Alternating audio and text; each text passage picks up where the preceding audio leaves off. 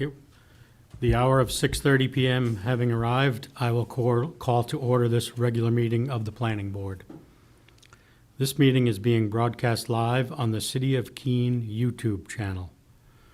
The video is also streamed on the city's website and is posted on the website by the end of the next business day, barring any technical difficulties. Anyone wishing to view a copy of the agenda and supporting materials will find it on the city website. To receive electronic copies of future agenda packets, please go to the homepage and subscribe to the city meetings email list. The public and other board members will be recognized to ask questions and make comments on the agenda item under discussion. After being recognized, all remarks are to be made through the chair. Will staff please conduct the roll? Harold Farrington, Present? David Orgaz, Present. Mayor George Hansel, Here. Councilor Mike Remy, Here. Emily Levine Bernier, Here. Ryan Clancy, Here. Roberta Mastrogiovanni, Here. Armando Rangel, Here. Gail Summers, alternate, Brandon Markelon, alternate, Here. Tammy Adams, alternate, and Kenneth Cost, alternate. Here. And Mr. Chair, I believe you have one available spot where you could invite one of the alternates to participate as a voting member tonight. Okay. Point of order, I don't know if it's possible because it's a staff position that's open. don't know. Yep, the only position where you can appoint a general alternate is for the city councilor position. Okay. Yep. Cool, good to know. So, Mr. Chair, if you'd like to invite one of the alternates to participate, Sure. you can. Brandon, would you be willing to be a regular member for this meeting? Sure. Thank you.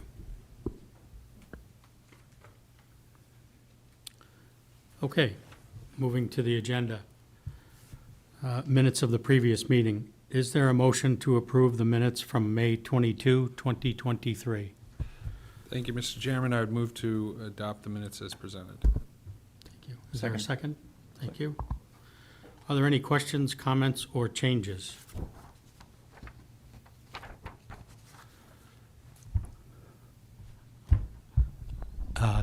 Chairman Farrington, I do have a couple of potential typos that I identified. Line 213 into 214, the sentence there, I think we may have transposed some of the consonants. I don't think there's a conversation value.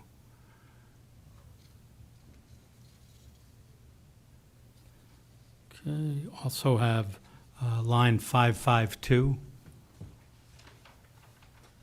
And I think the word abutter is unintentionally separated.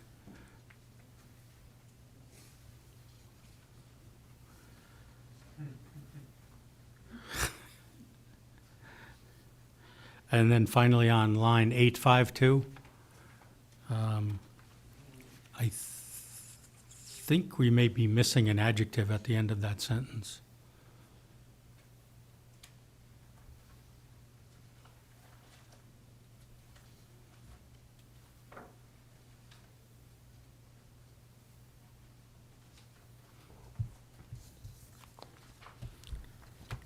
So, Mr. Chairman, just to recap, the first comment should be changed from conversation to conservation.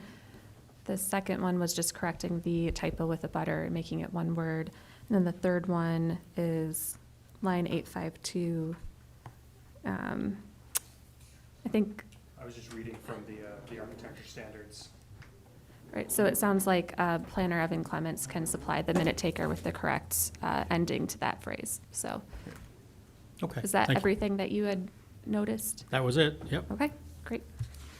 Okay, so we have a motion to accept the minutes as, with the comments which were previously made.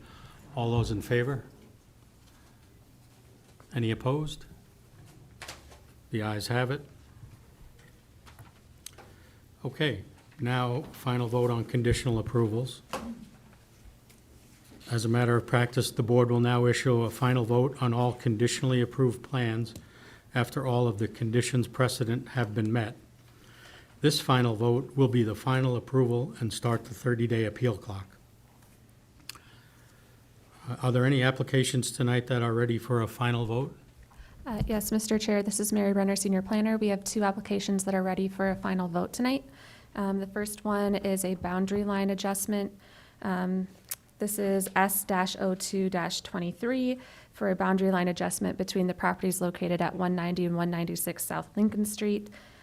They had 4 conditions precedent, including the submittal of the required number of copies, that the owner's signature appears on the plan, submittal of a check to cover the cost of recording the plans, and then inspection of lot monuments by the Public Works Director, and all of those conditions have been satisfied. So they're looking for final approval tonight. And I can see Emily is, if you have a conflict of interest on this vote, you can raise it at this time and just abstain from the vote. Do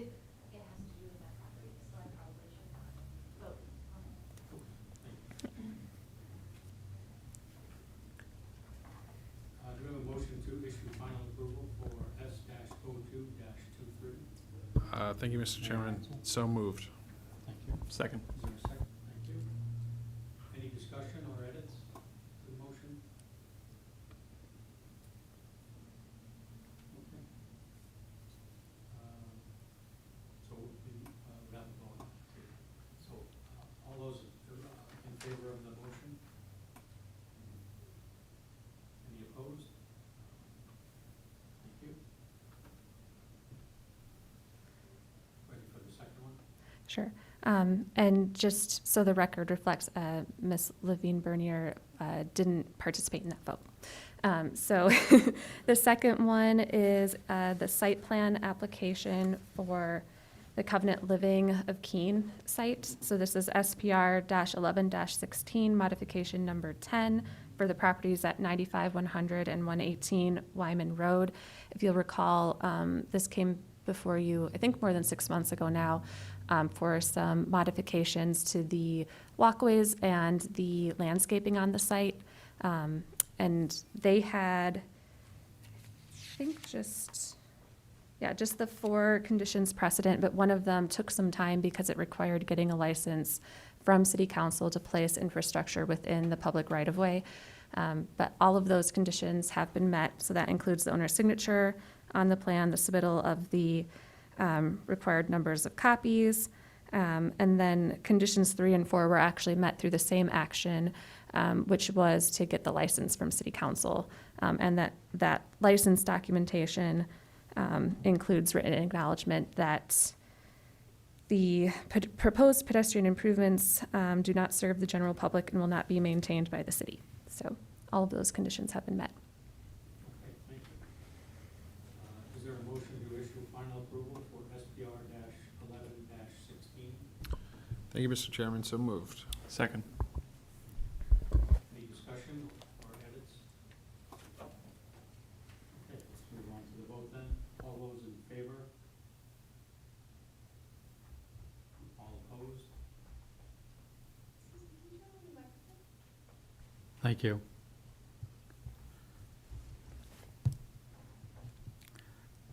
Okay, motion is approved. Next on the agenda is a staff update on developments of regional impact, which was added to the beginning of the agenda because it will impact the public hearings later on in this meeting. May I ask staff to provide an update? Yes, thank you, Mr. Chair. This is Mary Brenner, Senior Planner again. So this item came up at the NHPA, which is the New Hampshire Planners Association spring meeting. During the spring meeting, they typically do a legislative update. And so staff were attending this update, and we heard an update on a recent Supreme Court decision. The actual Supreme Court decision isn't the issue here. The issue was that staff became aware of the fact that reviewing and making a determination on developments of regional impact is a requirement in state law, and it has implications. So if it's not done and it gets, and the, approval is later challenged, and it's found that it could have been a development of regional impact and the board didn't follow the correct process, that could become an issue later on. So we are recommending that as a matter of practice, the board start making a determination of a development of whether or not a project is a development of regional impact for every project that comes before you. As a matter of practice, us as staff, if we receive something that we think could be a development of regional impact, we're going to refer it to you right away, so prior to the time frame that we would normally refer it to you, so that we can get that process started. Because if you do decide that something is a development of regional impact, what that means is that you've now accorded a butter status to the Regional Planning Commission as well as any affected municipalities. And there's pretty strict timeframes in state law that we have to follow, including within 5 business days of the date when the determination of regional impact was made, we have to provide the minutes of that meeting to those entities, the Regional Planning Commission and the municipalities, by certified mail. And then within 14 days of the public hearing, we have to send them notice of the public hearing by certified mail. And those are different requirements and timeframes that are required for other abutters. So it's just it's something we'll just have to track carefully. In terms of what is a development of regional impact is pretty, it's not very specific in the RSA. They do provide some guidance. The RSA does say that regional planning commissions can publish guidance on that topic. I wasn't able to find anything for Southwest Region Planning Commission, but I haven't been able to actually talk to them yet. However, there is some guidance published by the Rockingham Planning Commission as well as the Stratford Regional Planning Commission. So I have that guidance with me tonight, and I could read it if you'd like. But essentially, I think what the RSA is trying to get at is large developments that are near the municipal boundary that could be impacting another municipality in terms of water resources or services that they provide, such as schools or solid waste disposal facilities, or if it's going to be a proposal that generates a large amount of traffic compared to what's normally in that area, things like that. So the regional planning commissions that have published guidance have specific numbers that they've proposed as thresholds that this board could consider using. But I'm still hoping to hear back from Southwest Region Planning Commission to see if they have specific guidance for our region. Thank you, Mary. From a procedural point of view, will we vote on whether it's a development of regional impact? I think if there's any doubt, if somebody raises a question saying, maybe it is because of this, then I think that it probably should be a vote. The language in the RSA says that if there is doubt, you should err on the side of saying it's a development of regional impact.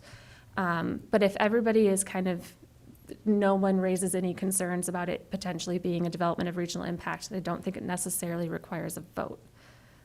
And so we as staff, we're going to put a recommendation in the staff reports moving forward for you on this topic. But the only entity that can make that determination is you as a board. So we're going to kind of use our common sense, best judgment, but at the end of the day, you have to make the decision. Yeah. Yeah, and just to reiterate, the Supreme Court case in question, because that planning board deliberated the potential for the project to be a DRI, that was enough to meet the intent of the RSA as far as the court was concerned. The reason why, just to kind of reiterate why this is sort of a big deal, is if we don't do it and a project gets appealed and it gets determined that it was a development of regional impact, the court can completely void the approval and send it all the way back to square one. So this is just one more thing that we have to do, but it's a lot easier to do it now than to miss it and pay for it later. Thank you. Yeah, Mr. Cost? Yes, thank you. Will there be, maybe later on, a little more definition or fleshing out of these 1 to 6 items? Because they're sort of vague here, or this is all that they'll be to go by? Like proximity to borders of a neighboring community, transportation networks, et cetera. Yeah, so, you wanna?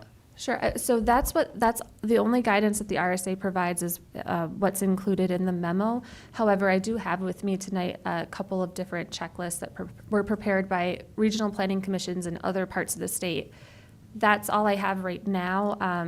I haven't been able to find anything for Southwest Region Planning Commission that's specific to our region, but I haven't actually been able to speak with anybody there yet.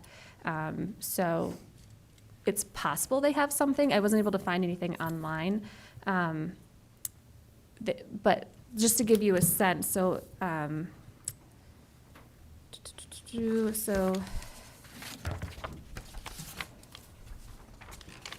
I'll just read through some of the checklist items for, this is the one that Rockingham had supplied. Does the development create significant new student population affecting a regional school district, yes or no? Will the project generate more than 500 vehicle trips per day? Yes or no? Does the development provide the opportunity to create a more efficient road network for the regional area or potentially affect regional travel patterns? Yes or no? So it's a list of, it looks like 12 questions that are yes or no, and if you answer yes to any of them, it would be considered a development of regional impact. We don't have similar guidance that I'm aware of at this time for our region, so I think it's really up to this board to decide based on what the RSA says. But again, I'll reach out to the Southwest Region Planning Commission to get more specific guidance from them. Yeah, and those 6 items are not like locked in. It says such as, but not limited to. So there seems to be a fair amount of discretion of the board whether a project meets this, I was gonna say threshold, but I don't think that's really an appropriate word because it's so nebulous. Yeah, I think just to jump in here, it seems to me that some of this is trying to get at projects that really are regional in impact. So a really large development or something that's impacting a lake that crosses municipal boundaries, or something where pollution could be crossing jurisdictional boundaries, like an asphalt plant or something like that right on the town line. That's what it seems to be geared towards. So we understand that the guidance isn't super specific, but we'll try to get more specific guidance for you in the future. Yes, thank you. It's certainly our intent to be a good neighbor with our neighboring communities. So I think at this time we can move on to continued public hearing section. So next is a continued public hearing for SPR-967, Modification 7A, Site Plan, Railroad Land Parking Lot Landscaping Modifications at 0 Cypress Street.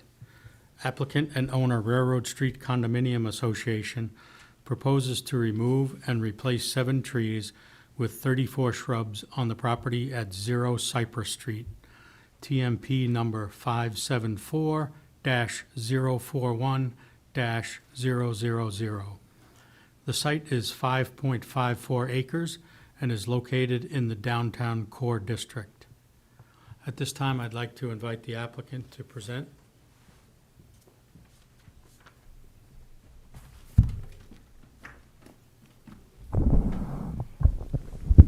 Thank you.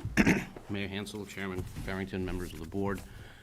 I was here last month with the concept of replacing some plantings in the... Just for the record, would you just please repeat your name and Sorry. Thank you. address? Keith Tebow. I represent Southwestern Community Services. We manage the railroad land condo in downtown. Thank you. We were here to talk about replacing some plantings with a different species on a very narrow, relatively long traffic island. And I had even at that time some discussions within our own condo about making sure that the plan that we had in place was proper. So we gave it a month, and I discussed it with some professionals in the field, and given the size of the island, really what the underpinnings, what's there, it's really difficult for, and this is a technical term now that I learned, is the trees can't keep their feet wet. Not heard that before, but it makes a lot of sense with what it is that we're looking at here. So the island is, not much narrower than this, straight across here, and we've got 7 trees that failed really bad. There's no way to get additional water there where they are, and because of the size of the island, it's really not salt or anything like that that's disturbing them. It's just not getting enough water to them. And below them, there's really nothing. The water just drains right through under this, like gravel, whatever is there. So we'd like to go back to the beginning and ask the board if we can replace those 7 trees with what has thrived, and I discussed this with the professional as well, in that area, which is a dwarfing berry bush, which I think really provides some nice cover, some nice color and cover and green space. It has thrived in not just one, but in quite a few areas throughout that land that we redeveloped around 2008, 9, 10. So, and it continues to thrive in very similar places. So that's what we'd like to do, and without boring you with more information about those technical terms, I'll take any questions you might have or any concerns. Yeah, thank you. Do board members have any questions for the applicant? I have. Mr. Borges? Yes, will the stumps that are there, or maybe they be removed? Yes, they will. Good question, though. Yeah, they will grind those right out.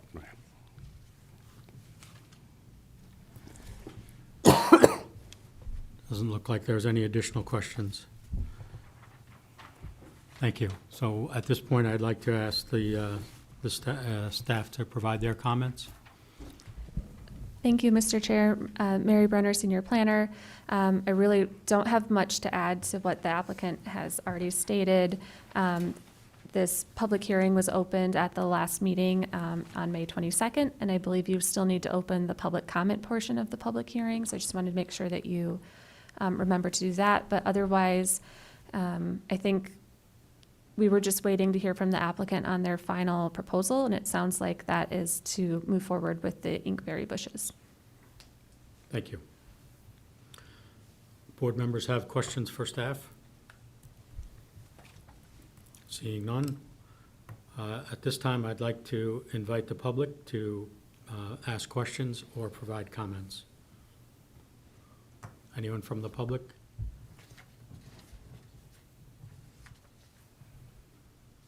Seeing none, I am going to close the public comment portion.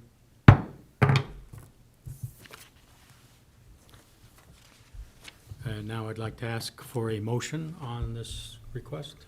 Thank you, Mary Mr. Hassel? Chairman. I would move to approve S-04-23 for a boundary line adjustment between, oops, wrong one. Almost got that. Getting ahead of myself a little bit.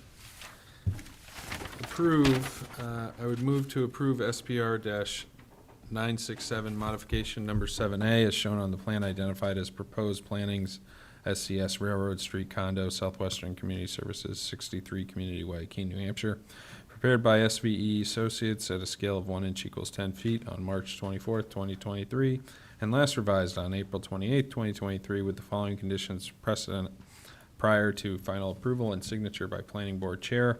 Number 1, owner's signature appears on the final plan. Number 2, submittal of 5 full-size paper copies and 1 digital copy of the final plan. Number 3, submittal of a security to cover the cost of landscaping in a form and amount acceptable to the Community Development Director or their designee. Second. Thank you. Any discussion by the board? No? Okay. So we have a motion to approve. All those in favor? All opposed? Thank you. Motion's approved. Thank you very much. Thank you, For staff. Remy? just Thank you, staff, on for the, helping us out. sorry, for the purposes of what we just talked about right before this, I don't see any regional impact to this project. Thank you, Counselor Remy. Actually, that is my mistake because we did include that in the staff report. Sorry, Megan Fortson did the staff report and she's sick today, so I'm filling in for her. But staff, our recommendation was we didn't see any reason why this would have a regional impact. But thank you for bringing that But up. for And clarification for the minute taker, that was considered and not looked over. Thank you. Thank you. Thank you. Next on the agenda is a boundary line adjustment, S-04-23, a boundary line adjustment, 26 Prospect Street and 361 Court Street. Applicant James Knight, on behalf of owners James and Ann Knight and 361 Court Street LLC, proposes a boundary line adjustment between the properties at 26 Prospect Street and 361 Court Street. Tax map numbers 537-057-000 and 537-056-000. This adjustment will result in the transfer of approximately 0.03 acres from the approximately 0.775 acre parcel at 361 Court Street to the approximately 0.305 acre lot at 26 Prospect Street. Both properties are located in the medium-density district. Does staff have a recommendation for the completeness of this application? Thank you, Mr. Chairman. Evan Clements, planner. The applicant has requested exemptions from submitting a drainage report, traffic analysis, soils analysis, and all other technical reports. Staff has determined that the requested exemptions would have no bearing on the merits of the application and recommend the board accept this application as complete. Thank you. Mayor Hansel? Thank you, Mr. Chairman. I move to find the application complete. Second. Thank you. All those in favor of the motion of completeness? Any opposed? Application is deemed complete. This also doesn't have does this have RDI as well? I've got some language that I can bring up when it's staff's turn to talk Thank about you. this All project. right, great. Okay, at this point, I'd like to ask the applicant, invite the applicant to present on the application.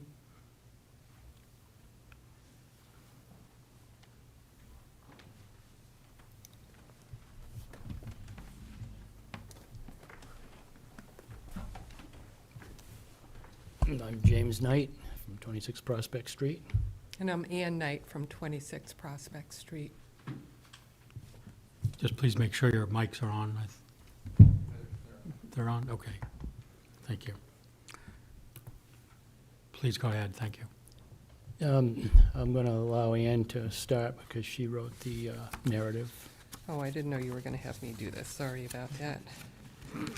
We've been working on this in conversation with previous owners of 361 Court Street to do the same thing. And originally with the Prospect Place Board of Directors, they didn't want to move in any direction, and we had issues with trees that were on their side of the boundary line that were impacting the safety of our home. And we've put roughly $73,000 into roof work on our property and wanted to get these trees taken down because of the structural conditions of the trees, they were starting to fall apart. And in talking with the individuals, different groups that were interested in buying that property over the past 5 years or so, all of them have been amiable to this, but none of them went through because they didn't actually wind up buying the property. But Ryan Gagney and his LLC, in conversation with them, they were amiable to make this transfer. There will be nothing done to the property other than upkeep, trimming brush and upkeeping the lawn, so there's no proposed structures that are going to be put on it. It's just more of a buffer for our property and for maintenance on our property. Basically, the reason we're requesting the boundary line adjustment is because our house was built in roughly 1850, and at that point in time, there weren't any really good regulations in terms of lot size and so forth. And on the western side of our house, the boundary line currently is just 5 feet from the building. So actually, the top of our hedges kind of went over the 5 feet line, and so that's why we wanted to adjust the boundary line just by a few feet, so that way it would be more consistent with today's standards of where a boundary line would be. So it's not like we want the lot to be that much bigger, we just want a tiny bit more space outside that side of our property.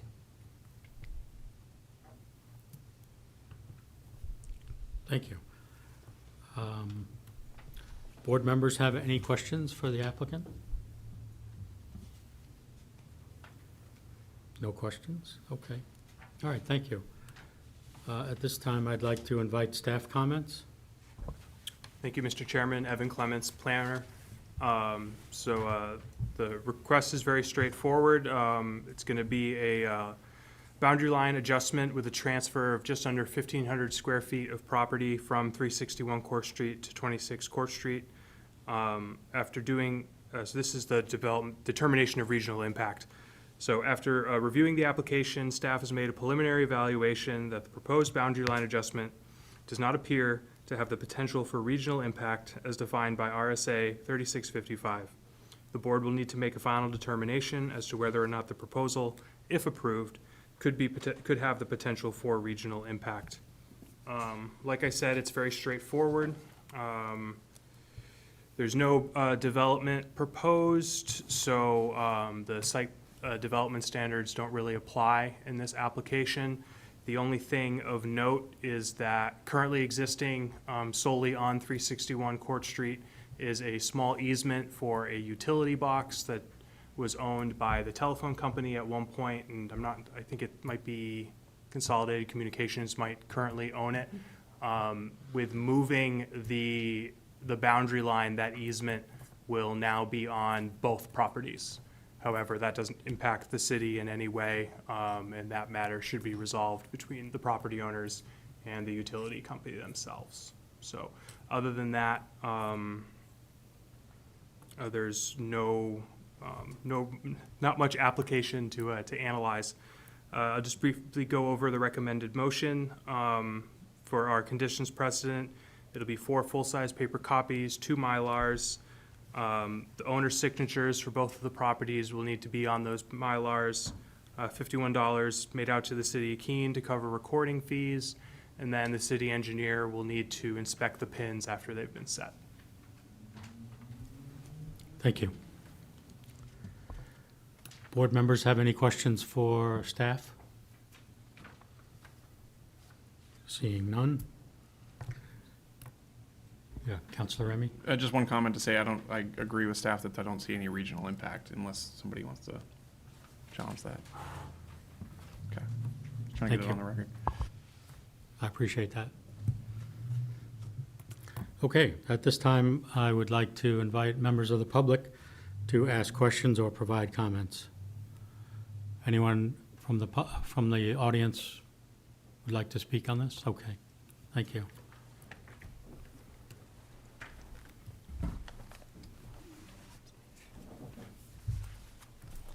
Good evening. I'm Jane Millar from Consolidated, and we own the easement that you're currently now part owner of. Welcome to the club. Thank you. I checked with our legal department just before because I wanted to make sure if I needed to do new easements or the old easement. Where the easement goes with the lay of the land, you're both going to be responsible. So I can give you copies, and then when your allotment is completed, it will just show that it's on both. So Consolidated is good to go. Thank you. Thank you.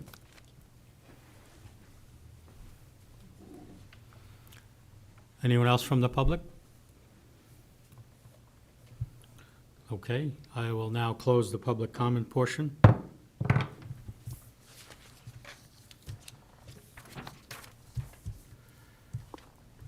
So I think we've reached the stage where we look for a motion. Thank you, Mayor Mr. Hansel. Chairman. I would move to approve S-04-23 for a boundary line adjustment between the properties located at 361 Court Street, tax map parcel 357-056-000, and 26 Prospect Street, tax map parcel number 537057-000, as shown on the plan identified as boundary line adjustment plan, prepared by David A. Mann, survey at a scale of 1 inch equals 20 feet. 1 foot equals 20 feet. That must be a typo. 1 inch equals 20 feet. Dated August 31st, 2022, with the following conditions precedent to final approval and signature by the planning board chair. Number 1, submittal of 4 full-size paper copies, 2 Mylar copies, and a digital copy of the final plan. Number 2, owner's signatures appear on the plan. Number 3, submittal of a check in the amount of $51 made out to the city of Keene to cover the cost of recording the final plat. Number 4, inspection of lot monuments by the Public Works Director or their designee following the installation or the submittal of a security in the amount deemed satisfactory to the Public Works Director to ensure that the monuments will be set. Second. Thank you. Second, good. Any discussion? Seeing none, I'll call the vote. All those in favor? All opposed? Motion is approved. Thank you. Thank you. Thank you.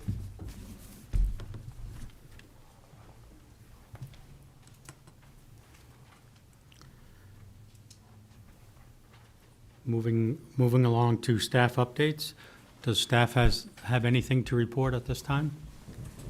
Thank you, Mr. Chair. Mary Brenner, Senior Planner. Nothing to discuss tonight, but I just wanted to remind the board that the master plan update is coming up soon. And so we will be coming to you in the next few months with some updates on that project. So stay tuned. Thank you, Mary.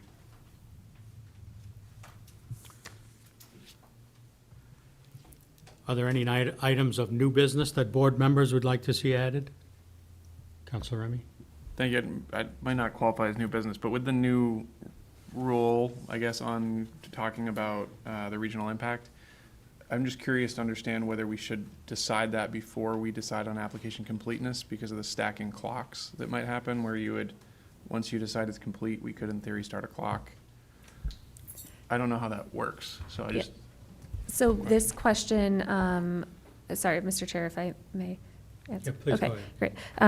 So we were wondering the same question, and I think it potentially could be done either way, but the state RSA does provide extra time for your decision clock to account for DRIs, or developments of regional impact. So if you do make the determination, I believe you get an extra 30 days. I'll have to double check that number. So you usually have 65 days to make a decision, and you get some extension to that if you decide that it's a development of regional impact. So, but what we are going to do moving forward to hopefully avoid this issue is if we think that something is a development of regional impact, or that it could be, we're going to refer it to the planning board right away. So normally the deadline for a planning board meeting is actually before the planning board meeting before that. So it's 6 weeks ahead of time. And so that does give us enough time if we receive an application to get it on the earlier planning board meeting agenda for you to make the DRI determination first before the completeness vote so that we can get all of that noticing done. However, if we miss something and we don't think it could have the potential for a regional impact, but the board disagrees and decides that you do have that extra time built in by the RSA. I hope that did. Okay, great. Mayor Hansel, a comment? Oh, just something for the staff to explore. I mean, until we have specific language around what would constitute a DRI locally, we can just do it by consensus, and the board is now all aware that if you feel that there is a regional impact, which is pretty much all we have to go by at this point, you bring it up. If you don't, then we move on, as long as we never discuss it and say, oh, it is going to impact a community in some way during our discussion, then it should be fine until we have a more prescriptive piece of guidance. Thank you. Any other new business? Okay. So please note the upcoming dates of interest. Joint Committee of the Planning Board and PLD, July 10th at 6:30 PM. Planning Board Steering Committee, July 11th at 11 a.m. Planning Board Site Visit, July 19th, 8 a.m., to be confirmed based on applications that we receive. And then finally, the next meeting of the Planning Board itself is July 24, 6:30 p.m. So I will now adjourn this meeting, and looks like 7:11. Thank you.